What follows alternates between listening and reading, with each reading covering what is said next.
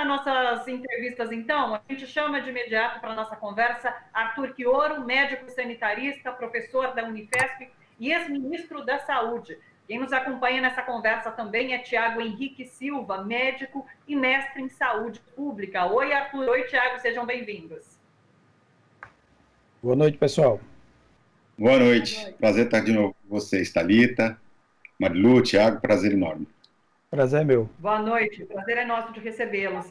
Eu vou começar atualizando os números que saíram agora há pouquinho. O país tem até agora, na verdade, nas últimas 24 horas, 275 mortes pelo novo coronavírus. O total chegou a 7.025 mortes no país e o número de casos supera 101 mil. Diante desses números, Arthur, queria começar conversando com você. Tem se falado muito no pico. Quando vai ser o pico do coronavírus aqui no país? A gente já vem de uma escalada no número de mortes. Tivemos, durante 2 dias, mais de 500 mortes aqui no país. Agora a gente tem esse número de 270. A gente consegue mensurar em que momento da pandemia estamos aqui no país? Eu acho que essa questão é uma questão chave para a gente. Qual que é o problema para responder de forma muito objetiva o que você está me perguntando? É o fato de que o Brasil é um dos países que menos testa hoje no mundo. Então, as nossas informações, elas traduzem uma realidade muito empobrecida do ponto de vista da informação. Esses números que você acabou de apresentar, Thalita, que são os números oficiais, eles nos permitem olhar pelo retrovisor e no escuro para o passado. Porque o número de óbitos, ele está traduzindo o que aconteceu há 3 semanas. O número de casos confirmados, ele está nos trazendo aquilo que aconteceu há 10 dias, e não o que está acontecendo neste exato momento. E você vê, quando a gente olha o número de testes que o Brasil fez, eu estou pegando dados da Johns Hopkins, da Organização Mundial de Saúde, o Brasil está fazendo alguma coisa em torno de 1.597 testes para cada 1 milhão de habitantes. Os países que estão na nossa frente, número de casos, que estão aí já conseguindo ter os primeiros ensaios de controle, têm feito entre 20 e 40 mil testes. Nós com 1.597. Então, como a gente só testa casos graves e os óbitos, a nossa realidade é muito ruim. Por exemplo, nós sabemos que, pelo estudo que foi feito em Pelotas, que para cada caso confirmado, existem 12 casos que não foram notificados. Né? Um estudo que nós vamos divulgar amanhã na Baixada Santista, feito pelas universidades aqui da Baixada, do qual eu faço parte, vai mostrar uma realidade mais grave ainda. Eu não posso adiantar os números, nós estamos agora naquela fase final de precisão, mas amanhã eu já posso apresentá-los, mas é um número superior a esse que é apresentado pelo estudo de Pelotas, né, coordenado pela Universidade de Pelotas. Então, nós ficamos com uma dura realidade. E o que nós sabemos, e aí, se a gente for trabalhar com a previsão estatística que foi construída pelos epidemiologistas, com base na modelagem matemática, semana a semana, o número de casos confirmados tem batido muito simetricamente com a curva de previsão.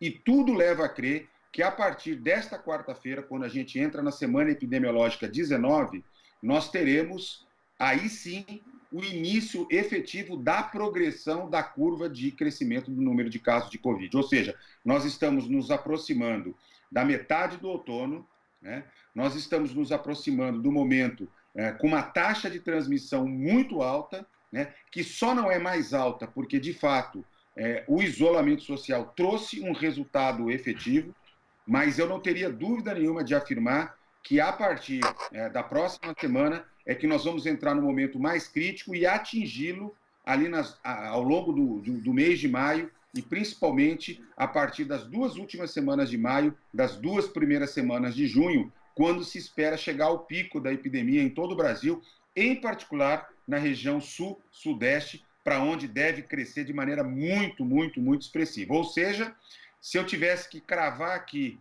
um palpite, mas não por achismo, mas com base na taxa de transmissão da doença, no comportamento epidemiológico, eu diria que nós só estamos no início, infelizmente, né, e que ainda passaremos nas próximas semanas vamos dizer assim, pelo grande desafio. E a situação mais delicada é que isso ocorre no momento em que a base de séquitos, né, do presidente Bolsonaro começa efetivamente a externar e praticar a desobediência daquilo que as autoridades sanitárias, daquilo que no mundo inteiro foi uma das poucas coisas que deu certo, que foi o isolamento social em níveis muito, muito altos para aumentar a proteção da população. Portanto, a tendência é que nós, além de uma explosão dos casos, tenhamos a superlotação, né, o atingimento daquele patamar de capacidade da rede de atendimento hospitalar de leitos críticos, nos colocando numa situação extremamente delicada. Por isso que acho que esse era o momento, como mensagem inicial dessa nossa conversa, não sei se o Tiago concorda comigo, né, mas de reforçar o apelo para que as pessoas fiquem em casa, tá certo? Só saiam em último caso e, quando isso ocorrer, usem a máscara. Perfeito. E, Tiago, esse é um momento crucial, né? Quer dizer, a partir de quarta, como disse o Quioro, os médicos terão que decidir exatamente como fazer esse socorro, sem respiradores, sem equipe suficiente, enfim, com todo esse pano de fundo político, né, que a gente está vendo contra a democracia. Como é que ficam os médicos? Você que também atua aí nessa linha de frente, Tiago. Olha, a gente vem muito preocupado. Primeiro, obrigado pelo convite. É um prazer estar aqui com vocês, com o Arthur. E gostaria de começar também reforçando o recado que o Arthur trouxe para a gente, né? Assim, eu atuo aqui em São Paulo em hospitais, tanto da rede pública quanto da rede privada. E a gente começou a perceber, a gente passou 1 semana e meia, depois que a gente teve um isolamento mais efetivo na cidade de São Paulo, a gente colheu frutos desse isolamento, principalmente considerando a rede privada, que foi quem absorveu o primeiro impacto, a primeira onda de casos aqui no Brasil. Até porque, se a gente retomar, o coronavírus no Brasil ele tem um recorte de classe inicial, né? Ele foi uma doença trazida pela classe média para o Brasil, que viajava para a Europa, que viajava para os países que estavam mais afetados pela doença inicialmente. E a gente teve um pico inicial nos hospitais privados e depois uma suavização da quantidade de casos novos que a gente começava a ver nas unidades de terapia intensiva. Isso por quê? Por conta dessa conta que o Arthur faz, assim, que a gente está vendo hoje o resultado do que a população fez 10 dias atrás. Então, a gente conseguiu ver bem na prática, como a gente tinha menos casos, vários hospitais privados começaram a achar que, inclusive, não vai ser daquele jeito que se previa aqui no Brasil e tal, né? Alguns já começaram até a desmontar algumas estruturas que tinham pensado inicialmente. E na última semana, a gente viu um boom de casos, de novo, na rede privada, e agora, juntando com a rede pública, já também perto do seu colapso, da sua capacidade de atendimento. Então, essa onda que a gente vem vivendo agora, já desde a semana passada, e que reflete a piora do distanciamento social, 10 dias antes desse pico começar, os dados que Arthur traz para a gente são muito mais preocupantes ainda, porque a gente começa a perceber que nessas próximas semanas a gente vai ter vários estados na situação que hoje vive o Amazonas, na situação que hoje vive o Ceará, na situação que hoje está perto de viver o estado de Pernambuco, na situação que vive a região metropolitana de São Luís, lá no Maranhão. Então, assim, já começa a ficar na ordem do dia para a gente duas grandes questões para que a gente consiga dar conta de atender essas pessoas que chegam às unidades de terapia intensiva e enfermaria do hospital. A primeira é a questão do lockdown e a segunda é a questão da regulação única de leitos via Sistema Único de Saúde. Essas duas questões elas vão começar a ficar na ordem do dia no debate nacional e não só no debate nos estados. É importante que a gente já comece a colocar nesses termos, porque a gente já está vendo um aumento enorme dos casos antes desse pico que Arthur já coloca para a gente aí, da estimativa que os epidemiologistas brasileiros vêm desenhando. Marilu, vou fazer o seguinte, vou mandar uma pergunta para o Tiago, para depois você ficar com a próxima pergunta para o Arthur, tá bom? Vou seguir com o Tiago, então. Tiago, vou pegar esse gancho sobre a gestão única a qual você se refere. Essa gestão única de leitos seria como criar uma fila única independente se a pessoa tem um plano de saúde ou usa o sistema único de saúde, no caso. Quais seriam as vantagens? Por que isso é importante de ser realizado agora? A gente tem ouvido uma discussão, mas muito por cima, parece nada efetivo a curto prazo. Mas você defende que isso seja implementado quanto antes, de fato? Defendo, assim, eu acho que o Arthur vai poder falar muito melhor do que eu, porque Arthur já foi secretário de saúde, foi ministro, mas assim, para a gente que vê na prática, que a gente tem hospitais privados, que ainda tem alguma capacidade, e hospitais públicos que já tem filas de 100, 200, 300 pessoas precisando de unidade de terapia intensiva, para a gente que está na ponta, a gente que é médico, que fez um juramento, a gente tem que ter uma coisa na cabeça, a vida de todo mundo é igual. As vidas de quem paga plano de saúde, ela não vale mais do que a vida do cidadão que não tem dinheiro para pagar um plano de saúde. Então, se a gente chega no momento em que a gente chega nesse patamar, a gente não pode, de forma alguma, priorizar vidas diante desse cenário. O que a gente tem ouvido falar aqui em São Paulo, para vocês terem uma ideia, é assustador, mas na rádio médica, né, se comenta muito que vários pacientes que têm dinheiro do norte do país, principalmente do estado do Amazonas e do Pará, estão vindo para São Paulo, para grandes hospitais aqui em São Paulo, porque já não estão sendo conseguido atendimento lá no Pará. E já estão vindo de jatinho para cá e tal, para buscar atendimento médico, aqueles jatinhos aeromédicos e tal. A gente vem ouvindo também, dentro dos bastidores do meio médico aqui, que alguns hospitais até pensam em estratégias para tentar se livrar da possibilidade de uma gestão única dos leitos via SUS. Então é por isso que é fundamental a gente colocar esse debate para a sociedade brasileira. Porque a gente precisa, e isso vários países fizeram isso, gerenciaram a crise dessa forma. Alguns estados no Brasil já estão fazendo isso via contratação dos leitos, né, diretamente. O estado de Pernambuco, eu já sei que já está fazendo contratação de hospitais privados, de leitos de UTI nos hospitais privados. E é importante que a gente deixe claro o seguinte, para a gente que está na linha de frente, a gente percebe uma coisa muito clara, que é o que salva a vida hoje no Covid? Não é nenhum tratamento milagroso, mas é como eu estava com vocês antes da gente entrar no ar. É o atendimento ótimo em terapia intensiva, ali. Quando estou falando do caso grave, estou falando o que salva mesmo é o distanciamento social, né? Mas quando a gente chega num patamar de um caso grave, o que vai salvar é a gente conseguir dar o melhor tratamento de terapia intensiva possível. Isso significa a gente ter os exames, a gente ter os insumos, a gente ter equipamento de proteção individual, para que o trabalhador de saúde se sinta seguro para fazer todo tipo de manobra que precisa fazer com o paciente na terapia intensiva. Aqui nos hospitais que eu trabalho, comparando hospitais privados com hospitais públicos, a gente consegue perceber uma taxa de mortalidade muito diferente quando a equipe está sobrecarregada e quando a equipe não está.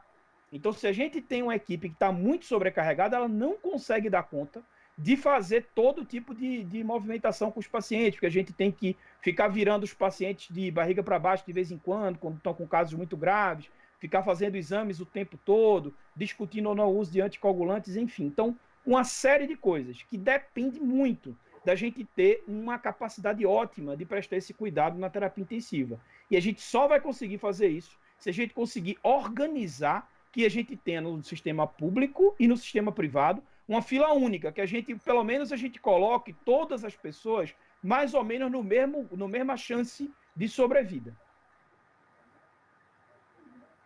Acho que o Chioro pode comentar, né? Como disse o próprio Tiago, que ele, enfim, já foi ministro da Saúde, e eu queria acrescentar, Chioro, essa preocupação que você tem em relação aos mais vulneráveis, né? Que estão sendo bastante aí prejudicados nessa pandemia, e sabemos que você está elaborando aí uma pesquisa justamente nessa direção, não é isso? Isso. Deixa eu primeiro fazer um comentário, Marilu, sobre o que o Tiago desenvolveu com muita precisão, né? Porque assim, ele chama atenção para uma questão que é fundamental. Além das condições de infraestrutura, de materiais, de suporte, de testes, de equipamentos de proteção, precisa de equipe qualificada para atender cuidados críticos. E uma equipe com essa qualificação não se faz da noite para o dia. É muito interessante. As pessoas acham que basta comprar respirador, alugar cama hospitalar, botar monitor, bota lá o hospital de campanha, mas esquece que sem técnico de enfermagem, sem enfermeiro, sem fisioterapeuta e médico, no mínimo essa equipe, né, qualificada e com experiência, nós muito pouco faremos pelos pacientes. Então, veja, por que é importante isto que ele está defendendo, né, que também é uma das pautas que está no Congresso Nacional. Os partidos de esquerda têm defendido, né, essa condução unificada da fila, né, pelo seguinte: nós temos por volta de 14.900 leitos de UTI adultos no SUS para 172 milhões de brasileiros. E temos mais ou menos 15.200 leitos de UTI adulto privados para mais ou menos 47 milhões de brasileiros que têm planos privados, né? E que são ocupados, em grande parte, por pacientes com pós-procedimentos cirúrgicos eletivos. Ou seja, são procedimentos que estão parados. Então, a capacidade ociosa dos leitos privados de UTI é muito grande. Eles estão aí na faixa de 50%, 46% de uso. Portanto, eles têm uma disponibilidade, eles estão vazios, porque eles são ocupados por pacientes com cirurgias graves, etc., que não estão sendo ocupados. Os leitos de UTI, por seu lado, sem contar a Covid, já funcionavam na faixa de 95% de taxa de ocupação, ou seja, eles já eram utilizados próximo da capacidade máxima. Mesmo a suspensão das cirurgias eletivas no SUS, que também aconteceu, não é capaz de gerar o número de leitos necessários. Então, nós temos ampliação de leitos públicos, que foram feitos por alguns governadores, por algumas prefeituras, e isso é muito importante. Nós temos a abertura de hospitais de campanha, também muito importante, mas insuficiente para enfrentar aquilo que se viveu na Itália, na Espanha, nos Estados Unidos, que é quando o número de casos graves explode a capacidade de atendimento e as pessoas morrem não por conta do Covid, mas morrem porque não conseguem ter o suporte de UTI que o Tiago estava se referindo. Então, é muito importante essa gestão unificada, mas ela precisa de vontade política. Como o Ministério da Saúde está acéfalo, antes ele era mal conduzido pelo Mandetta, que nem de perto tocou nesse assunto. Ficava na platitude do isolamento social, muito importante, mas não entrou nas questões dos testes, não entrou nas questões dos equipamentos de proteção, nem da ampliação e gestão da UTI. O máximo que eles fizeram, Marilu, e quem nos acompanha, né, foi oferecer a liberação do Fundo Garantidor, que é um fundo de recursos das operadoras de plano de saúde, por volta de 13 bilhões e meio de reais, que menos de 5% das operadoras de planos de saúde toparam, né, no sentido de, pelo menos, continuar atendendo aqueles beneficiários que não puderem pagar, que ficarem inadimplentes. Ou seja, nem os próprios beneficiários dos planos de saúde eles toparam. Então, exige uma atitude do Estado, como política pública, capaz de dizer o seguinte: a vida tem valor, tá certo? Não é hora de pensar na mercadoria, vocês não atenderão de graça, porque o Estado vai ressarcir, vai fazer o pagamento desses leitos, mas eles estão requisitados pela autoridade sanitária para garantir a vida, ou pelo menos tentar salvar a vida de todos os brasileiros e brasileiras. E aí, Marilu, engatilhando com a segunda pergunta que você trouxe, que é a questão da população vulnerável. Todos nós sabemos que a Covid chegou ao Brasil pela classe média alta. Pega o exemplo da cidade de São Paulo, os casos estavam concentrados na Pompeia, na Vila Mariana, né, Perdizes, Jabaquara, tal. Só que agora, já há mais ou menos uns 10, 12 dias, efetivamente nós estamos vivendo a periferização da Covid. A Covid chegou nas comunidades. Aquele problema que não tinha sido enfrentado no hemisfério norte, lá o problema estava colocado com a capacidade de resposta de leitos de UTI. Agora, além disso, né, e ainda bem que a gente tem o SUS, mas ele é insuficiente para dar conta de um conjunto de ações do poder público, né, que tem tratado as nossas comunidades, o povo mais pobre, a população vulnerável, sem nenhuma singularidade. Então, a comunicação continua chegando truncada, como se todo mundo tivesse alto nível de escolaridade, como se estivesse falando com a classe média. Não há ações específicas para a população em situação de rua. Eu vejo com muita preocupação a situação da população carcerária. São mais de 700 mil brasileiros vivendo em situações desumanas, né? E a tragédia vai ser assim, alguma coisa inaceitável. Mas me preocupa demais, né, o surgimento dos casos nas favelas, nos cortiços, nas situações de moradia, onde o cumprimento do isolamento do ponto de vista preventivo é praticamente impossível de ser praticado, mas mais do que isso, na medida em que a gente tem alguém infectado, mesmo que ele seja um caso assintomático ou um caso leve, é praticamente impossível de cumprir o isolamento dos demais membros da família. Né? Não dá simplesmente para colocar máscara, porque moram todos no mesmo cômodo. Então, assim, a semelhança do que tem sido feito pela sociedade civil com esforços do setor privado por exemplo, no Paraisópolis, né, da reversão de outras estruturas como escolas, hotéis, clubes, enfim, espaços públicos com capacidade de garantir 2 semanas de isolamento das pessoas que testarem positivo. Sem isso, a taxa de transmissão nas comunidades carentes, né, será uma coisa absolutamente explosiva, muito acima daquilo que foi experimentado no hemisfério norte, porque nós estamos lidando efetivamente com um novo desafio.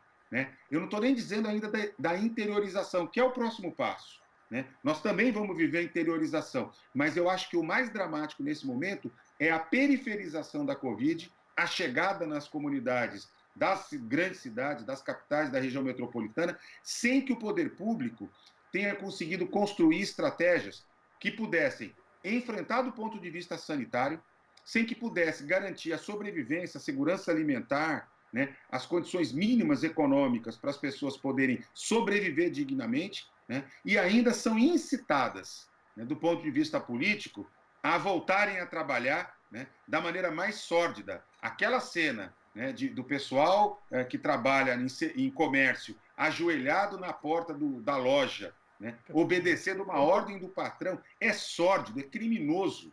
Né? Aqueles que fazem carreatas, Marilu, de máscara e ar-condicionado dentro do carro, né, pedindo para que os seus trabalhadores voltem sem a mínima condição de segurança, na minha opinião, são criminosos. O que nós estamos observando no país é uma incapacidade, né, é uma exorbitante incapacidade de olhar e aprender com o que a gente viu nos outros países. Eu recebi agora há pouco de uma amiga, professora da Universidade de Lisboa, uma mensagem. Olha só o que ela escreve. Queridos amigos, estamos hoje no primeiro dia do desconfinamento, que é o Dia das Mães e que, por coincidência, é o primeiro dia de calor. Como podem imaginar, é um primeiro dia de alívio e descompressão. Se em Portugal, se na Espanha, se na Itália, né, com diferentes graus de gravidade, eles conseguiram chegar nesse momento, foi porque houve uma unidade de resposta. Né? Foi porque não se politizou dessa maneira absurda a pandemia de Covid, como nós estamos observando no Brasil. E, portanto, qualquer perspectiva de a gente chegar nesse patamar, né, depende demais da produção de uma unidade, de uma capacidade do país compreender a gravidade do que nós estamos vivendo, encarar essas semanas, e talvez mês e meio, 2 meses, extremamente difíceis que nós ainda viveremos, para construir uma estratégia, né, de desconfinamento e de retomada a um novo normal, que eu ainda não sei muito bem o que vai ser, né, como que será a vida depois do fim dessa história toda, mas que nós estamos muito distantes, porque agora qualquer possibilidade de desconfinamento é apostar na morte, não é apostar na vida, na segurança, na solidariedade. Perfeito. Eu vou seguir com o Arthur, então. Oi. Não, eu só ia acrescentar um dado estatístico, só para reforçar o que o Arthur, o que o Ouro está falando. A Prefeitura de São Paulo, né, ela colocou aqui alguns dados que eu achei importante colocar: o impacto da desigualdade, enfim, como é que acontece isso aqui em São Paulo? As mortes se dão mais entre pardos e pretos, a chance do preto morrer por Covid é de 62% maior do que dos brancos, né, dados da epidemiologia da Prefeitura de São Paulo, e pessoas na faixa de 40 a 44 anos, o risco de morrer por Covid-19 nos bairros mais pobres é 10 vezes maior que nas regiões mais ricas. Só acrescentando esse dado aqui, enfim, na direção do que o Ouro está falando. Vamos lá, Thalita. Vou seguir com o Arthur, para depois você também poder questionar o Thiago, tá bom? Arthur, você citou os casos de alguns países da Europa, mas a gente nem precisa ir tão longe. Paraguai e Argentina também apresentam uma situação melhor se comparado com o Brasil, né, por conta das medidas que tomou lá no passado. Eu queria falar com você, inclusive, sobre essa questão dos equipamentos de proteção individual. Hoje em dia, a China concentra essa produção e os países, quando precisam desses equipamentos, precisam importar, então, da China. A gente aqui no país não tem essa indústria que abasteceria hospitais. E já se fala na questão da reconversão de indústria. Você falou sobre reconversão de espaços públicos. Na indústria, isso também está sendo analisado. Você acha que é uma medida importante para se pensar, e não para agora, também para agora, mas também pensando em médio e longo prazo para abastecer o Sistema Único de Saúde, que tem uma demanda já criada. Você acha importante a gente pensar nesse momento essa reconversão industrial? Eu não tenho dúvida nenhuma disso, né? Deixa eu primeiro fazer um comentário sobre a Argentina. O que nos diferencia hoje da resposta que a Argentina produz do que a resposta que o Brasil produz? A Paraguai é um pouco mais difícil de comparar, porque, inclusive, as condições de informação epidemiológica e tal são um pouquinho mais precárias. Mas acho que a Argentina é um bom contraponto, né? Um país que produziu aquilo que eu chamei de unidade de resposta, né? O presidente da Argentina, hoje, é uma liderança proativa, né? Ele, ao invés de dividir a sociedade, como faz o Bolsonaro, ele convoca os argentinos, ele convoca os diferentes segmentos da sociedade em torno da unidade. Vamos superar essa fase. Todos nós sabemos que os efeitos econômicos são dramáticos, né? A diminuição do PIB, né? O encolhimento das economias, a perda de empregos, etc. Mas, veja, a vida em primeiro lugar, né? E juntos recuperaremos. É completamente diferente do que nós estamos acontecendo. Em relação aos equipamentos, veja, nós estamos falando de duas coisas diferentes. Do ponto de vista de produção de equipamentos de proteção individual, para que médicos, enfermeiros, técnicos, fisioterapeutas, na linha de frente, seja nas unidades básicas de saúde, seja nas UTIs, possam atuar, o Brasil não tem nenhuma dificuldade de produção. Nós não estamos falando de absolutamente nenhum equipamento extremamente sofisticado, de alguma tecnologia embarcada, né, que criasse alguma dificuldade. O grande problema é que nós não tivemos liderança, né? Aí, assim, novamente, eu quero fazer uma crítica profunda ao ex-ministro Henrique Mandetta, sua equipe, né, que transformou as coletivas do Ministério num espaço de divulgação ampla dos dados, né, de disputa pelo isolamento, mas deixou de tomar as outras medidas, né? É inaceitável. A indústria brasileira, né, a indústria de plástico, a indústria de têxtil, a nossa indústria mecânica, tem condições tranquilamente de rapidamente ser reconvertida para produzir os insumos que a gente precisa. Quer dizer, nós não estamos falando de um país com uma indústria vagabunda, né? A indústria de São Paulo, olha, eu vou chegar a dizer o seguinte, que descentralizadamente, a indústria dos diferentes estados rapidamente conseguiria autonomia até para a produção de ventiladores para as unidades de terapia intensiva. Escola Politécnica da USP, por exemplo, a Unicamp, disponibilizaram os projetos, né, de baixo custo, com altíssima qualidade. Então, assim, faltou vontade política. Quando a nossa indústria resolveu entrar no jogo, percebeu o tamanho, mexendo um tiquinho na sua produção, na sua linha de produção, ela foi capaz de dar resposta. Agora, no que diz respeito a outras coisas que são estratégicas, aí é um pouquinho mais diferente. Por quê? Porque nós temos dois desafios. Um deles é a testagem. E aí o grande problema é o seguinte, o nosso parque de laboratórios públicos de saúde pública brasileira foi profundamente afetado pela emenda do teto ao longo desses últimos 3 anos, né? Quer dizer assim, a Fiocruz, os laboratórios de saúde pública, aqui no caso do estado de São Paulo, o Instituto Adolfo Lutz, né, continuam ainda, né, com uma estrutura semi-automatizada para fazer os exames de PCR, né? Sequer eles têm automatizado, com capacidade de produzir milhares de exames todos os dias. Só para você ter uma noção, quando o Mandetta saiu do Ministério, ele confirmou isso, está escrito no boletim epidemiológico do Ministério, nossa capacidade de exames por dia era de 6.700 exames, quando seriam necessários em torno de 50 mil exames por dia para dar conta das nossas necessidades. Vejam, nesse sentido, o que é crítico é que nós temos capacidade técnica, não só na Fiocruz, mas em outros laboratórios públicos, né, de produzir as nossas necessidades. Por exemplo, vou dar o exemplo da Unifesp. Quando a reitora da Unifesp, a professora Soraya, chamou a responsabilidade, juntou todos os laboratórios de pesquisa da universidade num pool para dar suporte para o hospital universitário, para o Hospital São Paulo e para a nossa capacidade, nós conseguimos não apenas responder às nossas necessidades diárias, mas inclusive produzir um excedente para apoiar a rede. Sequer os laboratórios das universidades públicas brasileiras foram chamados para constituir a rede. Não é por menos que acumulou 20 mil exames no Instituto Adolfo Lutz, essa vergonha. Então, assim, eu quero dizer que, menos do que incapacidade tecnológica, o nosso problema tem sido a capacidade de gestão, de convocar, de mobilizar os diferentes recursos que nós já dispomos para disponibilizá-los para a resposta do enfrentamento da Covid.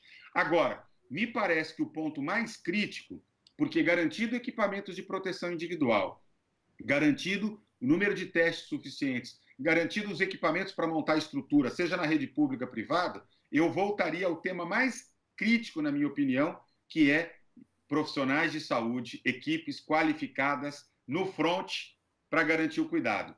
E aí, novamente, os 2 meses que nós tivemos de janela, desde a chegada do Covid, porque nós estamos trabalhando com D44, né? 44 dias de diferença em média em relação à Espanha, à Itália, aos Estados Unidos, né? Que foi assim, a vantagem de estarmos no hemisfério sul nos deu um tempinho. E, infelizmente, nós perdemos, porque 2 meses é um tempo suficiente para formar muita gente, ganhar experiência, colocar profissionais mais jovens para compor equipe com profissionais mais sêniores. Então, um conjunto de estratégias, investir fortemente na telemedicina, que seria uma ferramenta assim qualificadíssima, e a gente continua, por exemplo, com problemas básicos, como incapacidade de conectividade, né, para garantir para os profissionais que estão na ponta um suporte com um profissional mais especializado que pudesse ajudá-lo na condução dos casos. Então, são problemas de tecnologia que eu diria o seguinte, o grande problema, Thalita, é que a China hoje domina pontos na cadeia produtiva. Se ela não tem o produto inteiro, e ela tem quase todos os produtos inteiros para vender, parte considerável dos componentes que a gente utiliza na nossa indústria hoje estão na mão dos chineses ou de outros países na produção.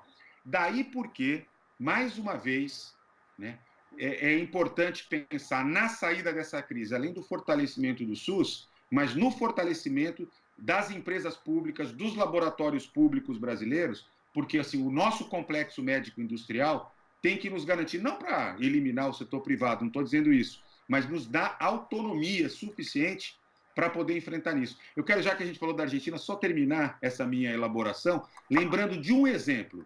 Quando a Argentina teve guerra com a Inglaterra, por conta das Ilhas Malvinas, um dos fatores fundamentais que levou a Argentina a perder a guerra para a Inglaterra é porque eles não tinham tecnologia para a produção de hemoderivados.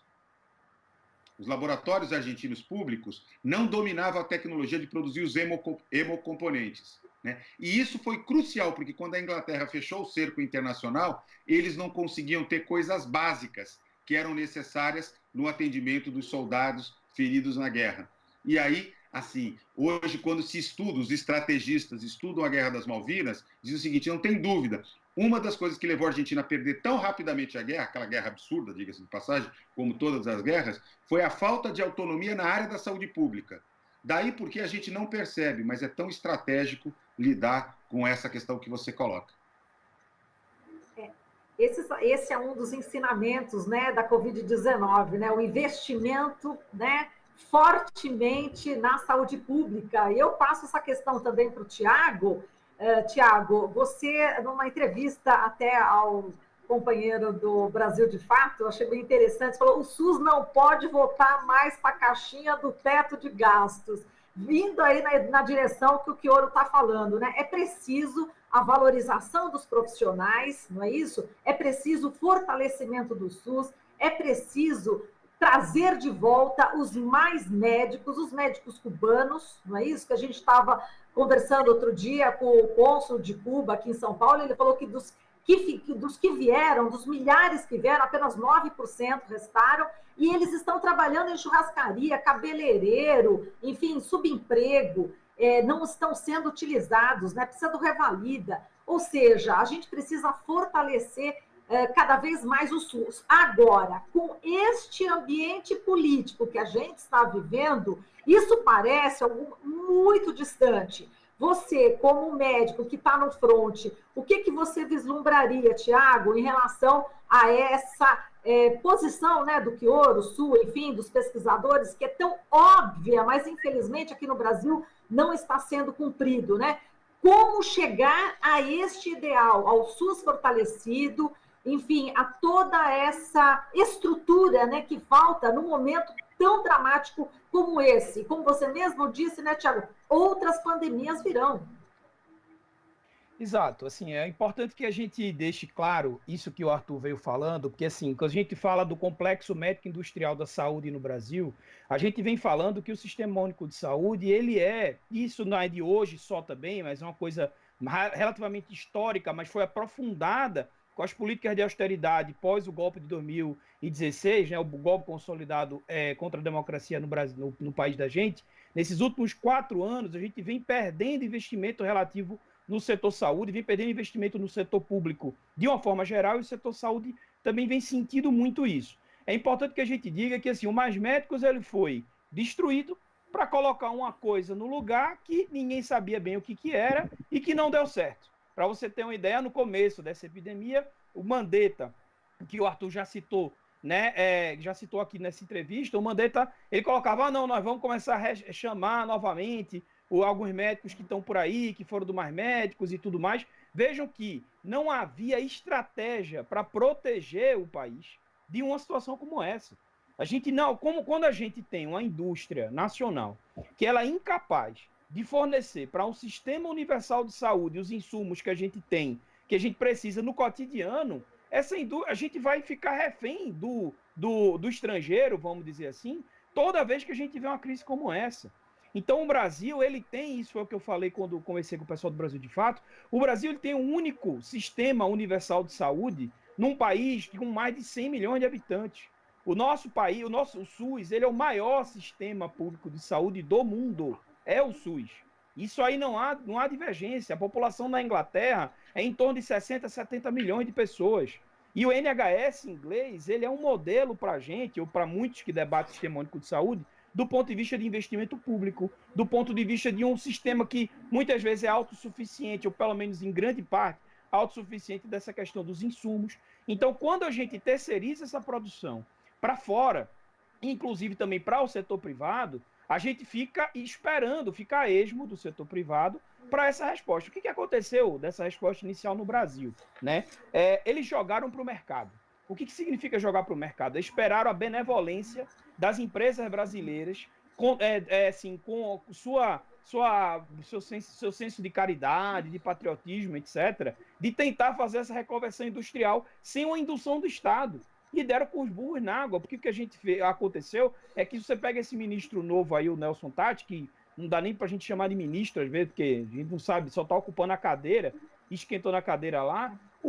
Ele disse, olha, a gente não tem onde comprar com ventilador. A produção brasileira é muito pequena e a gente não tem mais onde comprar. Quando vários países no mundo já desaceleraram essa curva, o Brasil tinha que estar com a política externa altiva, que conseguisse fazer acordo com vários países para pedir ventiladores mecânicos emprestados, para a gente usar aqui no Brasil nesse momento. Mas não, o Brasil prefere ficar brigando com o mundo todo. Veja como isso está relacionado com todos os outros âmbitos do governo federal, né? Com todos os outros âmbitos dessa política que a gente tem. O nosso parque de laboratórios públicos que o Arthur colocou, ele ficou absolutamente sobrecarregado por conta desse desinvestimento. E a gente vê agora, ultimamente, o novo ministro aí, o Tatti, dizendo que a gente vai depender de uma parceria com laboratórios privados, como o DASA. Então, a gente tem, na verdade, um governo que ele sempre tentou entregar para o mercado a saída dos mínimos direitos que a gente podia colocar para a população brasileira. E agora, por isso que eu falei da coisa da caixinha, e agora, quando vamos dizer assim, o popular, o bicho pegou, a gente está vendo que o mercado não dá conta. O SUS ele não pode voltar para a caixinha que ele estava aprisionado antes dessa pandemia. A caixinha do desinvestimento, a caixinha dos grandes financiamentos para rede filantrópica e quando a gente tira do Sistema Único de Saúde, a caixinha da isenção fiscal para as operadoras e planos de saúde. Isso tudo tirava dinheiro do SUS e aprisionava o nosso sistema. Então, nesse momento agora, que o povo brasileiro, a classe média, inclusive, está vendo a importância do Sistema Único de Saúde, é importante que a gente dizer que a gente não pode voltar para a mesma caixinha que a gente estava antes. A gente precisa que a gente ampliou leitos públicos de UTI nessa crise. Se a gente ampliou, que a gente mantenha. A gente ampliou leitos de enfermaria na crise agora, que a gente mantenha depois esses leitos de enfermaria. A gente tem novos equipamentos, né, permanentes, como ventiladores mecânicos, que a gente conquistou para o Sistema Único durante essa pandemia, que a gente mantenha eles, que a gente tenha uma força de reserva, uma Força Nacional de Saúde, que foi construída nos governos petistas, inclusive, a Força Nacional de Saúde do SUS, que ainda é muito tímida, mas que ela esteja sempre pronta para ser mobilizada quando a gente precisar com a nova pandemia como essa. Porque senão a gente vai ficar refém do mercado. E a gente ficar refém do mercado, a gente está vendo o caos social que o nosso país está. Hoje a gente viu o governador do Pará dizendo que já tem dados de que 50 pessoas no Pará morreram em casa, né? Que assim, que morreram em casa e vão direto para ser o testado de óbito, fazer uma testagem e vão para o cemitério. Não passaram nem pelos hospitais. E isso está começando a ser cada vez mais corriqueiro no Brasil. Então, se a gente não tiver uma clareza de que o SUS precisa sair dessa caixinha no pós-pandemia, e não é só o SUS, aí a gente está falando de toda uma política econômica que vai ter que ser fortemente enfrentada nesse período pós-pandemia e que, por sinal, diga-se de passagem, já vem sendo enfrentada no mundo inteiro. Eu espero que o Brasil não continue nesse aprisionamento econômico que aprisiona as políticas sociais da gente quando a gente sair desse caos. Quero agradecer demais nossa conversa com o Arthur e com o Tiago. Muito obrigada por todas as informações que vocês trouxeram aqui para a gente, por esse bate-papo. Agradeço demais. Eu e Marilu. Obrigada, Muito obrigado, pessoal. Sempre à disposição. Conversamos então com o Arthur Chioro, médico sanitarista, professor da Unifesp e ex-ministro da Saúde, e o Tiago Henrique Silva, que é médico e mestre em saúde pública.